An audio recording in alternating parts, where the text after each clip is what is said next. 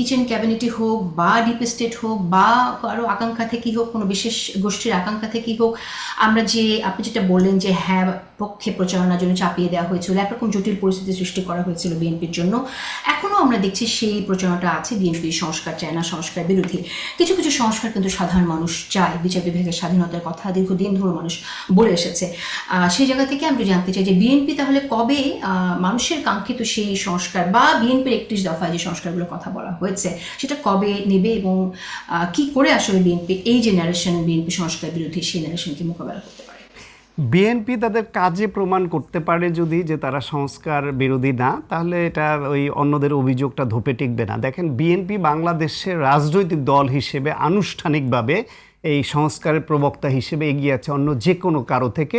তারা ম্যাডাম খালেদা জিয়ার নেতৃত্বে 2016 সালে ভিশন 2030 যেই বই প্রকাশ করে একটা ঢাকার বড় একটা হোটেলে অনুষ্ঠান করে প্রচারণা চালিয়েছিল, সেখান থেকে শুরু করে এই 31 দফা যে রাষ্ট্র মেরামতের, সেখানে মঞ্জু ভাইরাও ছিলেন এবং তাদের পরামর্শও সেখানে আছে।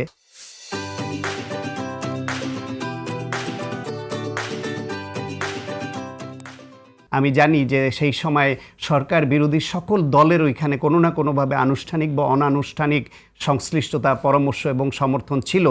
সেই 31 দফা, তার আলোকে বিএনপি আবার নির্বাচনী ইস্তেহার দিয়েছে। এই সব দলগুলো একমত হয়ে একটা জুলাই সনদ করেছে। সেই জুলাই সনদে সব দল যেসব জায়গায় একমত হয়েছে, বিএনপি এখনও দ্ব্যর্থহীনভাবে বলছে যে যেখানে তাদের নোট অফ ডিসেন্ট নেই এমন সবগুলো তারা অক্ষরে অক্ষরে পালন করবে।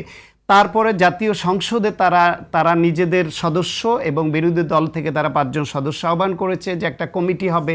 সেই কমিটির মাধ্যমে জুলাই সনদের যেগুলোতে সবাই একমত সেটাকে বাস্তবায়নের দিকে এগিয়ে নিবে জাতীয় সংসদে আইন পাশ করার মাধ্যমে। সেখানে বিরোধী দলের 5 জন সদস্য তারা অস্বীকৃতি জানিয়েছে। অস্বীকৃতি জানালেও বিএনপি যেহেতু 2/3 মেজরিটিতে আছে, ইতিমধ্যে বিএনপির এই যে গুম কমিশন, তারপর বিচার বিভাগ সচিবালয় নিয়ে, তারপর মানবাধিকার কমিশন, এইসব বিষয়ে এটা না করাতে, আইনে পরিণত না করাতে কিছু সমালোচনা উঠেছে।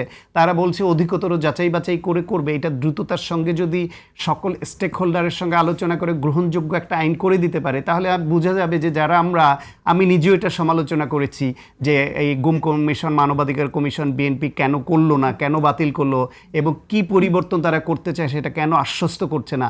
যখন করবে তখন যারা সমালোচক তারা নিশ্চয়ই বুঝবো যে হ্যাঁ বিএনপি বেটার কিছু দিয়েছে বলেই তখন করেনি। এইভাবে তারা যদি কাজে পরিণত করতে পারে যে তারা সংস্কার 2/3 মেজরিটি আছে, তারা চাইলেই সংস্কারগুলো করতে পারে। এটা যত দ্রুততার সঙ্গে যৌক্তিকভাবে আইনসম্মতভাবে সংস্কার করে দেখাবে, তত তাড়াতাড়ি বিরোধী দলের যে অভিযোগ, সে অভিযোগ তাদের উড়ে যাবে।